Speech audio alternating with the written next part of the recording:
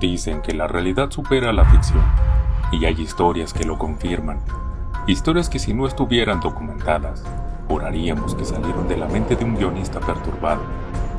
El cine y la televisión han retratado muchas de ellas. Algunas incluso nos han impactado, otras simplemente nos horrorizan. Pero al final, solo son ficción. Pero la historia que estás a punto de escuchar no lo es. Joshua Patrick Phillips tenía 14 años. Sus vecinos lo describían como un chico retraído, callado, sin nada fuera de lo común. Pero nadie imaginaba lo que realmente escondía. Hasta que su vecina Maddie Clifton, una niña de tan solo 8 años, desapareció. La buscaron por todas partes. Sus padres, la policía, los vecinos, incluso Joshua ayudó en la búsqueda. Pero el cuerpo de Maddie estaba más cerca de lo que cualquiera habría imaginado. Durante 7 noches enteras, Joshua durmió encima del cuerpo sin vida de Maddie. ¿Cómo llegó ahí? ¿Por qué lo hizo? Esta es la historia de Joshua Patrick Phillips y Maddie Clifton.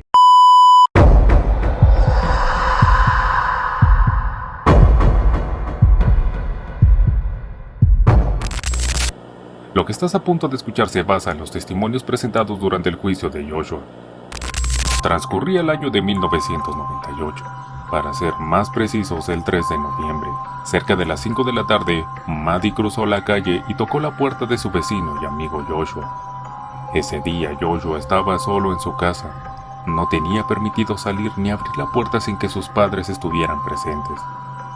Pero Maddie era una persona cercana a la familia, así que la dejó entrar. Minutos después ambos jugaban en el patio trasero. Todo parecía normal.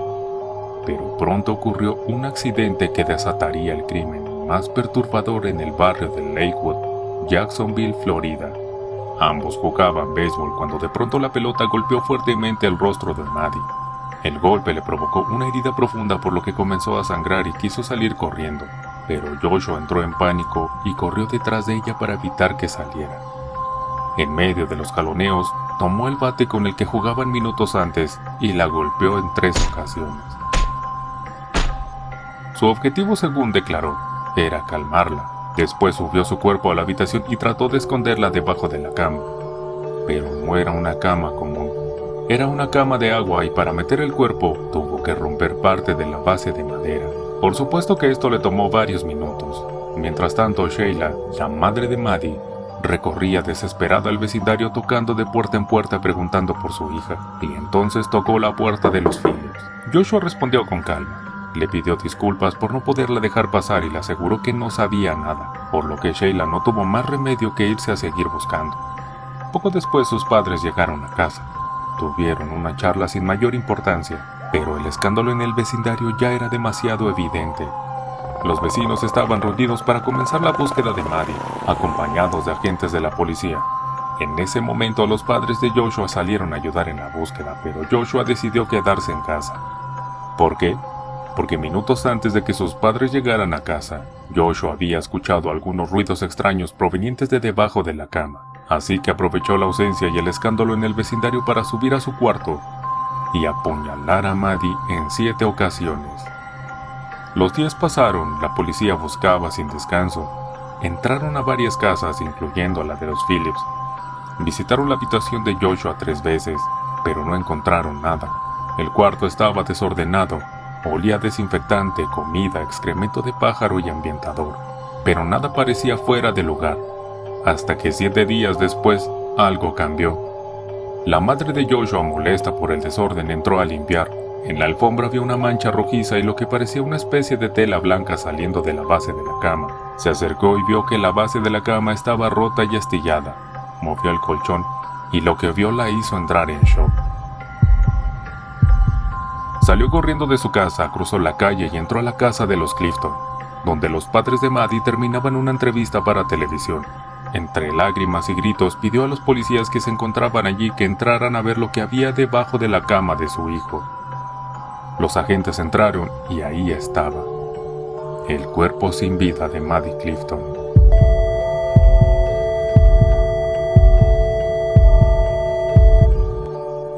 Lo que ocurrió ese día no fue planeado, pero tampoco fue un accidente como él quiso hacerlo parecer. Para entender cómo un niño de 14 años pudo reaccionar así, hay que mirar más allá del crimen. Joshua Earl Patrick Phillips nació el 17 de marzo de 1984 en Arlington, Pensilvania.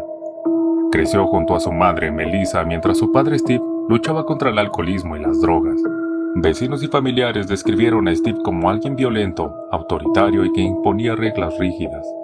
Además añadieron que el padre de Joshua tenía una aversión hacia los niños, especialmente a las niñas. Fue él quien trasladó a la familia a Jacksonville, Florida en los 90s, separando a Joshua de sus hermanos mayores y dejándolo más aislado. Melissa y otros testigos relataron que Joshua vivía con temor constante ante los arrebatos de su padre, una figura que imponía reglas absurdas y castigaba incluso los pequeños errores. En la escuela, según sus maestros y compañeros, Joshua era un alumno promedio calificado como tranquilo, amable y divertido. Nunca destacó por conflictos o comportamientos violentos. Sin embargo, fuera de la escuela se describía su personalidad como retraída y solitaria, especialmente aislada, con aparentes dificultades para comunicar sus ideas. Durante el juicio, los expertos presentaron evidencias que ayudaron a entender parte del perfil psicológico de Joshua. Su coeficiente intelectual estaba entre 73 y 75, lo que se considera un nivel límite. ¿Pero qué quiere decir esto? Una persona promedio en las pruebas de IQ suele estar entre 90 y 110, pero Joshua se encontraba debajo de este estándar. De acuerdo a su puntuación, se encontraba entre el límite de tener una discapacidad intelectual. Esto no significa que fuera incapaz de entender lo que hacía, pero sí que tenía dificultades para adaptarse a situaciones intelectuales y por consiguiente emocionales, como resolver problemas bajo presión y poca tolerancia al estrés. También presentaba una disfunción en ambos lóbulos frontales del cerebro, una zona clave para el control de impulsos, la toma de decisiones y el manejo de las emociones. Bajo presión, su respuesta emocional podía ser desproporcionada, impulsiva y mal regulada. Desde niño, Joshua tenía tartamudeo marcado y dificultades para comunicarse con claridad. Su forma de hablar era lenta, vacilante, muchas veces repetía frases para hacerse entender. Esto, según los especialistas, lo hacía más susceptible al miedo y a sentirse desbordado con facilidad. Y aunque todo esto no justifica lo que hizo, sí dibuja el mapa de una mente frágil presionada por un entorno que no ofrecía salidas sino amenazas. Un adolescente que había vivido bajo estrés, agresión y poca atención, lo que fue clave en el desarrollo de su personalidad, problemas intelectuales y emocionales. Así, cuando los problemas se materializaron en un accidente, no supo cómo reaccionar, solo sintió pánico, y ese pánico sobrepasó las capacidades intelectuales y emocionales de Joshua.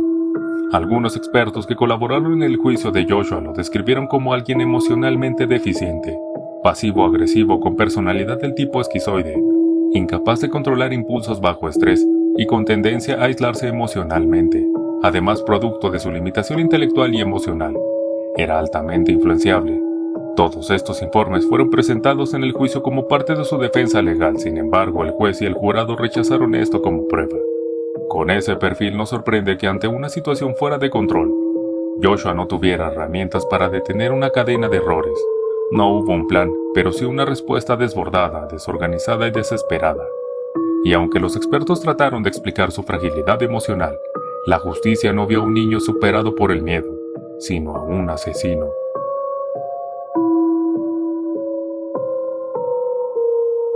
En 1999, Joshua Patrick Phillips fue condenado a cadena perpetua sin derecho a libertad condicional por el asesinato de Maddie Clifton. Tenía apenas 14 años al momento del juicio, pero la brutalidad del crimen fue suficiente para que la corte no mostrara indulgencia. Sin embargo, los años pasaron y el sistema cambió. En 2012, la Corte Suprema de Estados Unidos dictó que no se podía imponer automáticamente cadena perpetua sin revisión a menores de edad, sin tomar en cuenta su capacidad de cambio. Por eso, en 2017, el caso de Joshua fue reabierto. Se le volvió a sentenciar a cadena perpetua, pero esta vez con una diferencia clave. Podría solicitar revisión de su sentencia después de 25 años en prisión. Y ese momento ha llegado. En junio de 2025, ahora de 41 años, pidió formalmente al estado de Florida que revise su caso. Alegan que ha cambiado, que se ha rehabilitado, que no es el mismo adolescente que alguna vez cometió uno de los crímenes más estremecedores en la historia de Jacksonville. Durante la audiencia, su defensa solicitó más tiempo para preparar sus argumentos. El juez aceptó y pospuso el proceso para los próximos meses. Mientras tanto, Joshua sigue en prisión bajo evaluación. Pero fuera de los tribunales, la herida sigue abierta. El recuerdo de Maddie Clifton es imborrable. Sus padres, su comunidad y miles de personas aún se preguntan si alguien que cometió un crimen así puede o debería tener una segunda oportunidad. A pesar de haber pasado más de 2 décadas tras las rejas, el juicio moral sigue vigente. Joshua ha cumplido 25 años en prisión, ha estudiado, trabajado y según sus palabras ha cambiado. Pero la pregunta es otra. ¿Puede una persona que ocultó un crimen durante 7 días realmente transformarse? ¿Estamos frente a un caso de rehabilitación real o frente a un intento de borrar un pasado que marcó para siempre a una familia, a una ciudad y a un país entero? El juez decidirá en los próximos meses, pero quizá la decisión más difícil no sea legal, sino moral. Porque detrás de cada historia de horror hay una historia de descuido, de advertencias ignoradas y de mentes que gritan en silencio. Nos vemos en el próximo episodio.